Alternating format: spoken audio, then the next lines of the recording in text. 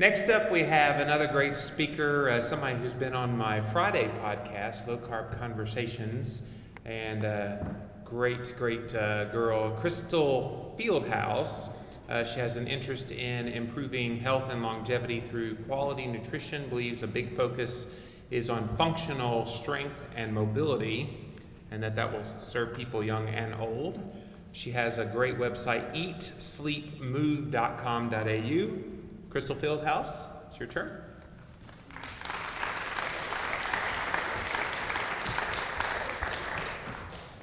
Thank you, Jimmy. Thank you, everybody. All right. So I'm going to be taking a look at what we should eat from a paleo perspective. And I mean, certainly before I do that, I want to take a look at the question itself because it's an interesting one. As Christine pointed out, humans have been eating for over 2 million years, and eating saturated fat for over 2 million years. So you'd think we'd have it all figured out by now, wouldn't you? But clearly we don't. It's okay. As a nation, we're fatter, we're slower, we're sicker than what we ever have been before. 4 out of our 10 biggest killers are chronic diseases that are diet related. So that's your heart disease, your diabetes, cancer and stroke. So it's not a pretty picture, and clearly, what we're doing right now just simply isn't working for us. Evolutionary clues suggest that our primal ancestors and even our great-grandmothers were leaner, healthier and fitter than what we are today. And they certainly didn't have dietary guidebooks or nutritionists, scientists, the media telling them what they should eat and what was good for them. So what's changed? And essentially it's our food supply that's changed. In the last 50 years, we've had processed and refined foods literally take over our food supply. So these are foods that are produced by food scientists and manufacturers design these foods for us because they're cheap to make, they're easy to transport, they've got a long shelf life, and they're super tasty, so we buy and eat more of them. They are, though, calorie dense and nutrient poor because a lot of the fibre and a lot of the nutrients have been stripped out of them. So they're just simply not providing us with the nourishment that we need to thrive. Which means we've got this seemingly crazy situation where we've developed the one diet that reliably makes us sick. So my first take-home message and answer to the question of what we should eat is we should eat what we're genetically designed to eat and not what food scientists have designed for us to eat. So essentially we need to re-evolve. We need to re-evolve our thinking and our eating in order to realign ourselves with that good health that's in our genes. So is a paleo approach the answer? And I believe that it is. It certainly was for my husband and myself. This is us in Christmas 2008, pre-paleo. Andrew weighed in at around 120 kilos and I was around 85 kilos. So, we looked pretty average, really. We felt pretty average. There wasn't anything particularly wrong with us. We had the sort of common complaints. Andrew used to get asthma and hay fever at this time of the year. And I had issues with acne and eczema. But, we really had no idea how much better we could look and feel. In October of 2010, we decided to do a 30-day paleo challenge, and it was something that I sort of, brought home from the CrossFit box as something that we'd quite like to do. I didn't actually realise that for a while Andrew had been, struggling to breathe when he was doing up his shoelaces in the morning and sort of thinking, something's got to change here. So we started eating a lot of this and cut out all of that. And of course we were fielding a lot of questions from our family and friends who were wanting to know what it was we were actually eating and what this paleo thing was all about, and clearing up a lot of the misconceptions about our new fad diet It's what my mum thought paleo is. But, I think all mums think diets look like that, don't they? You don't eat enough. So what our friends thought paleo is, basically no fun. What the media and society in general think paleo is. What my boss thinks paleo is. What paleo people think paleo is. And what I think paleo is. And I certainly think it is more than just what we're eating. It is about,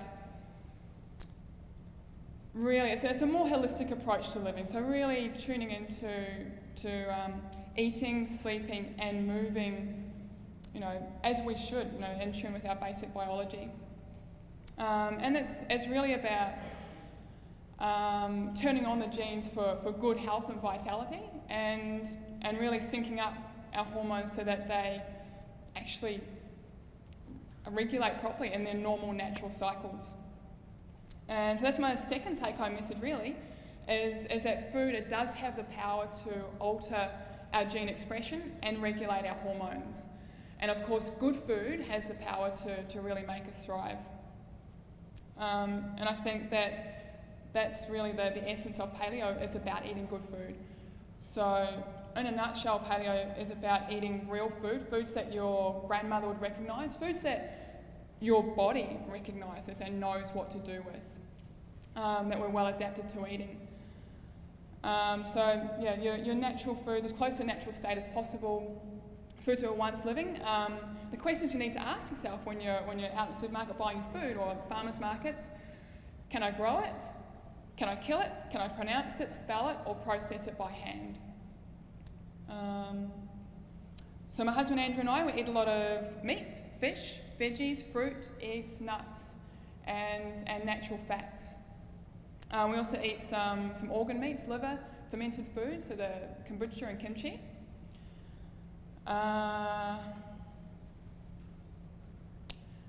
And with food, the quality is important, and this is where paleo may differ from your straight up low carb, is that the quality of food is very important. So where possible, we go for locally grown fruits and veggies. Seasonal, as Ken mentioned, there is signals in seasonal foods that tell your body what it should be doing with it. And of course, these are going to be a lot more micronutrient rich than foods that have been trucked down from Queensland or been refrigerated for many months. Organic is good, but it's not a deal breaker. And certainly from a meat perspective, we go for animals that have been grass-fed or fish that's been wild caught. And really focusing on animal products where the animals have eaten their natural diet, because certainly that's going to mean that they were the healthiest possible also. We're eating their healthy meat. On the flip side of that, paleo is also about cutting out the crap. So that's cutting out your highly processed and refined edible food-like products. It's a pretty decent list, but a lot of them contain food toxins that inhibit our digestion, damage our gut, bind up essential nutrients so that we can't access them. They mess with our heads, causing cravings and addiction, as David said earlier. And they challenge our immune system, and they certainly do throw our hormones out of whack as well.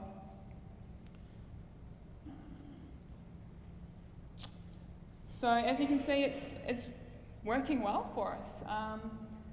This was 15 months after paleo, but in the last 2 years, my husband Andrew's lost 40 kilos following a paleo approach. I've lost around 20 kilos. Our symptoms have resolved. We're feeling a lot better.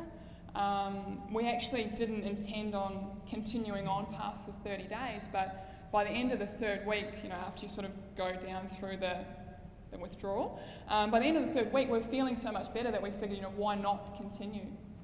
And I mean, certainly we do look, feel, and perform a lot better than what we did before. So it works. And that's simply because we were actually tuning into our bodies and actually working with our bodies rather than against them. which is totally the opposite to the eat less, move more to lose weight. But I think that's sort of a theme for today is really sort of bucking the trend of conventional wisdom. So you might be thinking it sounds pretty good in theory, but how are you going to go about doing this? So I'm going to share a few of the things that have worked well for us. And that's, first up is just to educate yourself. There are plenty of paleo books out there, paleo blogs, there's recipe sites, there's forums, Facebook pages locally. We've got the paleo meetup group, so get online. There's a lot of information out there about how to do this and also why, like digging a little bit more into why it's good for us. Decide how you're going to do it. Make a plan and stick to it. Decide if you're going to do a 30-day challenge, or if maybe you're going to tackle it one meal at a time. Maybe start with dinner or brekkie first, or even just cut out processed foods to ease your way into it. Keep it simple. Your meals should look like meat, veggies, and natural fats. It's as simple as that. If you do snack, your snacks should look like mini meals. Quite simply. Have a plan and be prepared. So clean out your cupboards, chuck out all the crap, because as the guy said earlier, when you're addicted, you're going to go and find whatever is hidden in the back of those cupboards in a weak moment. So get a lot out of the house and get online, find yourself some paleo recipes, make a meal plan, go and buy some good food. When you're cooking, cook more than what you need to, like chop more than what you need to, cook more than what you need to, chuck it in the fridge so you'll have leftovers. When you are a little bit hungry, you can go to the fridge and you've got something there that you can eat. And be prepared to try something different. There's probably a lot of foods that you've never tried before, fruits and veggies, for example, that you've never tried before, because there was always something else on the plate, and foods that maybe you thought you didn't like previously. The how is very, very important. It sounds really strange, but getting yourself into rest and digest mode and out of the fight-flight mode does help your digestion. So eat slowly, pay attention to your food. Become the expert on yourself. So really tune into to how the food is affecting you, is affecting your body, is affecting your mood. And be aware that paleo, it is just a starting point. There's no one perfect diet for all of us. It's about adapting and tweaking what you're doing so you find out what works really well for you. And remember, it's not just about what you're eating. Just as our food affects our hormonal levels and our gene expression, so does our lifestyle. And that's super important, because we could have the perfect diet, but if you're not getting 8 or 9 hours sleep a night and not managing your stress levels, then those hormones are still going to be out of whack. And no food is going to help that. Or food might help it a little bit, but it's not going to be the whole picture. And of course, you do need to take into account where you're at now, your body composition and your activity levels, and where you want to go as well. So we're certainly all very, very different. So just to recap your take-home messages, we should be eating what we're genetically designed to eat, not what food scientists designed for us to eat. So it's eating your real food, cutting out the crap. Food does have the power to alter our gene expression and to regulate our hormones.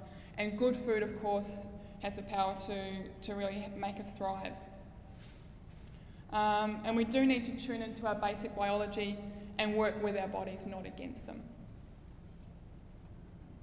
So paleo does work. It is a matter of actually just doing it. So get online, check out the Eat, Sleep, Move blog. There's a lot of information on there, certainly to dig around in. And go and pick up, I've got on there as well a free food guide. You can download it, print it out, chuck it up on the fridge. There's just three pages to it. And yeah, remember that we can reprogram our genes, we can turn on the genes for good health and vitality, and turn off those genes for chronic disease and obesity. It works. So thank you very much. Thank you.